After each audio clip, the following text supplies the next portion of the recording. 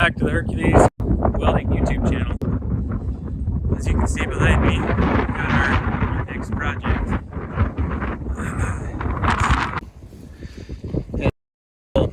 I don't know, 16 trailer.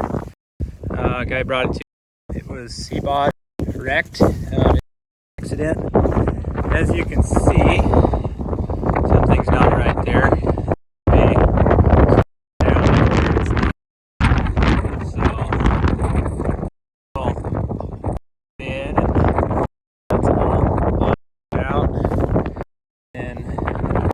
This corner here is quite a bit higher, so we're gonna get this pulled in and get this thing straightened out.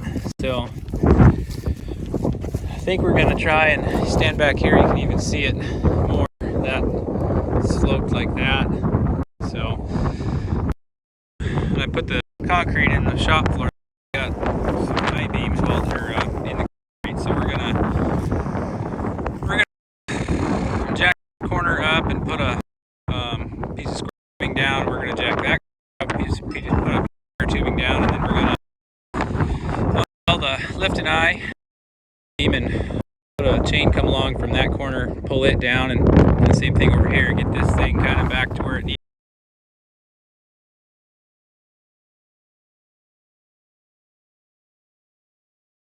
I haven't decided yet if I'm going to cut that bent section out right there, or if I'm gonna try and straighten it.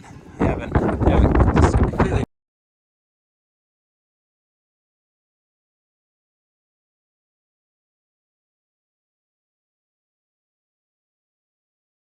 Let's see where that ends up.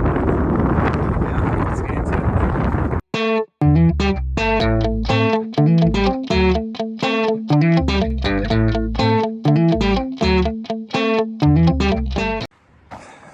All right, so we've got it in the shop here. I've got a jack stand on that corner, and over there on that corner, and the trailer's actually sitting off the ground on that side corner. We're not gonna do any pulling on that yet because it kind of straightened itself out. So I'm wondering if the tongue here isn't just holding it from keeping it. So I've got this come along here, pulling this one back into shape. It's getting better already. This was pretty twisted in here. It's not straight up and down yet, but we'll get there. So yeah, we're gonna keep pulling that in. Let's see, I cut a couple of relief cuts in here because this metal here is stretched, and as you can see, you know, they've already closed up quite a bit until we can get this thing back around, and then we'll go from there.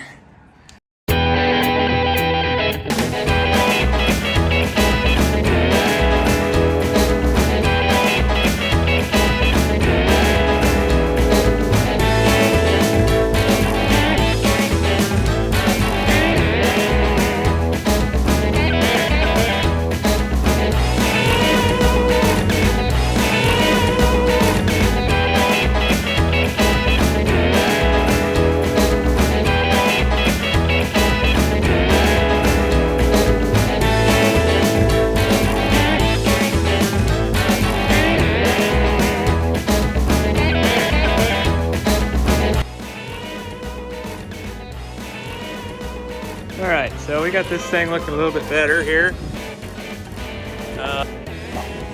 As you can see, right there, the bottom of that's bowed in. Top decent. This one over here turned out pretty good. The top's pretty straight, but we got the bottom. So I got this contraption welded on there. I'm gonna try pull that back straight again and see how that works out. So, all right, well, good morning. It's a new day here. We're still on this trailer. I got the other side, this side we were working on yesterday. I get it pretty well finished up as far as straight. You can see I welded up my cut marks there. Same thing on the top. I did put this. This thing here. I'm gonna put another one up there to just to stiffen that up some. So this morning we're working on. Hang on. This morning we're working on this side. Probably see it there. It's a little. So I'm working on making up a bracket that I can put in what this angle is off of 90 or straight line. So I'm gonna build a bracket here, be able to put a jack and bracket over here to be able to put a hydraulic jack in between. I'm gonna go ahead. Well, I'm gonna tack something across the top of here, spreading this. Is pushing this in. It already is. So yeah, we're gonna put a little angle bracket there if I can figure out what that needs to be straight, and then which I'll have to figure out that angle anyways. And across here just to stiffen that up some. So yeah, I'm gonna get out of here. I need to figure out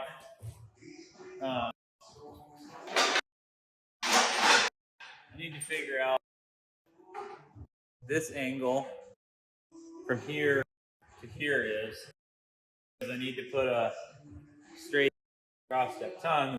Is I got my bevel square here, and if you wanted to find this angle, you put this on here and factor in, and boom, you've got your angle. I need to go clear around this corner. You can't do that. So what I'm going to do is take this level, or you could use a straight piece of tubing, or straight edge if you got it. I'm going to clamp this to this, basically just to extend this out so we can get a decent of this angle here.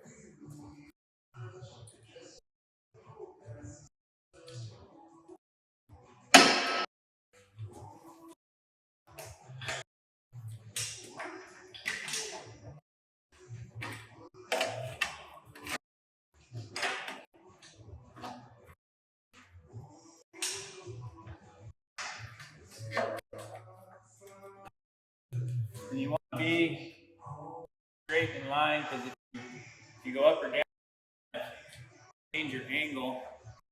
Same thing if you're trying to level something off of an angle. You want to be pretty straight in line at it, because if you change it at all, it can get out of whack. So let's see if this will even work here.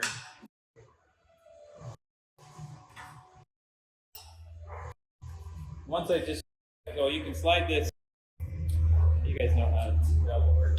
T-square works, but once I figure out this angle, then I can add over there and actually figure out what it is.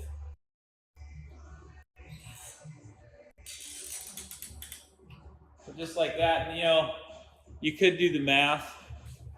You could figure out what this is, what this angle is, and then add it to, or that works, add it to the 90 degrees. Because this is 90,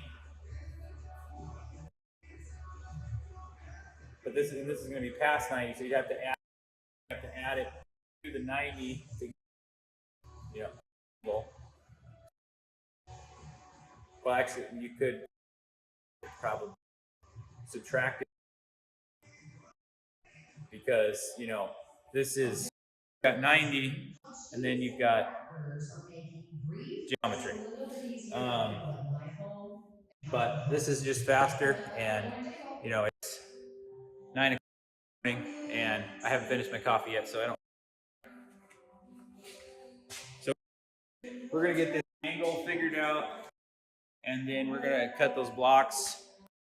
Just a piece of angle, something to put in there to push on that, to push that, to put the frame rail out, the tongue rail, and then get that tacked up. And so the simplest way I figured out to figure out what angle you need, to set it up on your saw, or just to kind of, if you've got multiple angles that you need to cut or you need to match, you can go through and mark them all. Just put them up on your workbench here and mark your line, and you could have a fancy. They make a digital.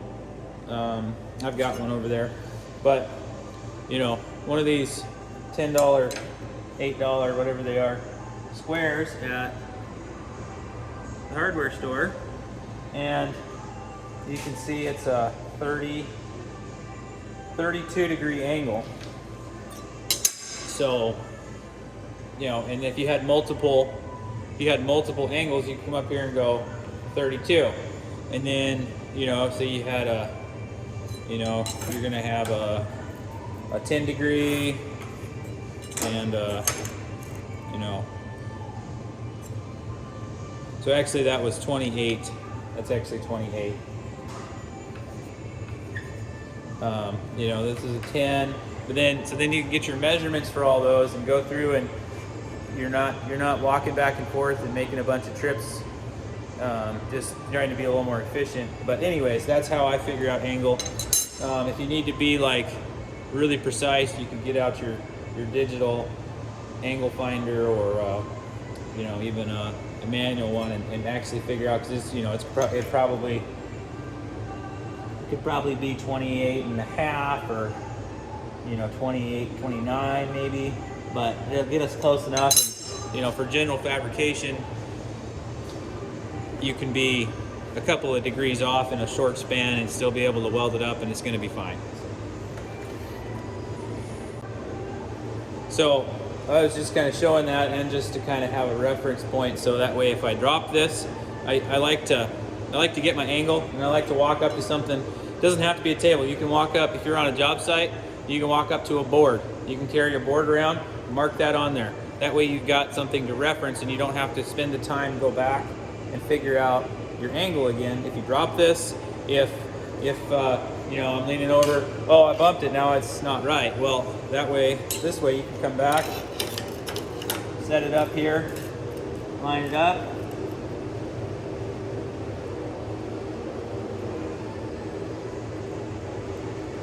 and boom, there you go. Or sometimes you're 40 foot up on the side of a structure, and you need to go down and cut your part and bring it back up. Well, if you can put this on a board, that way if this gets bumped or dropped or moved, you have that angle while you're down there. Or you can go, just stuff like that. So anyways, I like to mark it, just no matter whether you actually read it or not. That way you have a reference to go back to for what you're doing. So.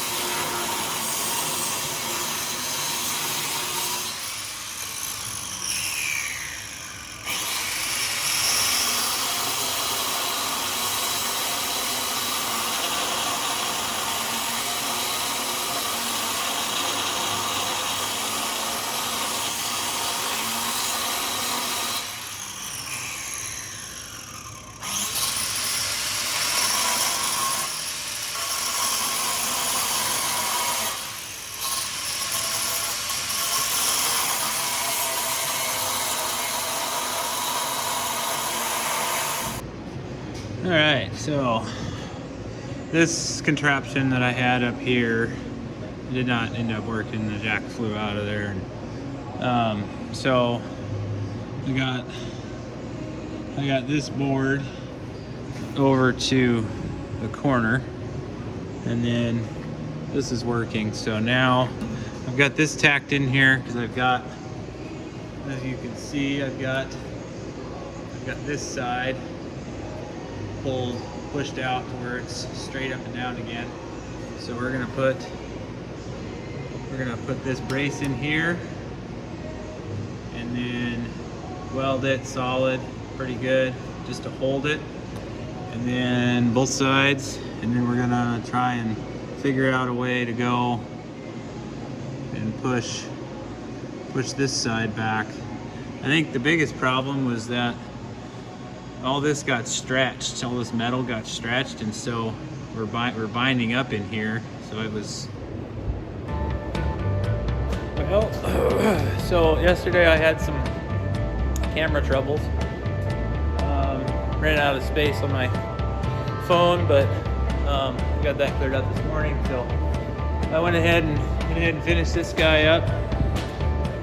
As you can see, I got her painted, so I mean, you know, where I had to grind some of the stuff down, and went ahead and took a little paintbrush, and wherever these were kind of, these little accents were, or pinstriping were a little messed up. So, you know, the whole point people bring me stuff to fix is, you know, because they want it back to near new condition. So it's definitely not perfect, but to the unknowing eye, and at least, you know, going down the road, it doesn't look like it's been messed with. So it just looks like somebody sprayed some paint on there, and you know, unless you really get in there and look at it. So we got this cross brace put in here. This is kind of holding it true, just because it's, you know, metal really never goes back to the way that it was when it's after it's been bent. So I had to cut this side in 3 spots to get it to straighten back out. So I put that piece on there, and then same thing on the top. It was both, you know, bent just the same, so I got that on there. But you know, again, you can't see it really from the outside. So I don't know if I covered this, but this was broke here, and so I ended up grinding that out some more. We took this plate off that was it's covering up that seam there because it was bent. I couldn't get it to straighten out without doing that. Did the same thing on the outside too. So I put this in there just to support that and help it stay straight, and put 2 new plates on that guy there. So she turned out really well, and as you can see from earlier in the video, you know, we're no longer out of plumb. It's sitting pretty true and looks straight. So this tongue was definitely holding the bed of that trailer kind of cattywampus. So we can go back here and we can look down the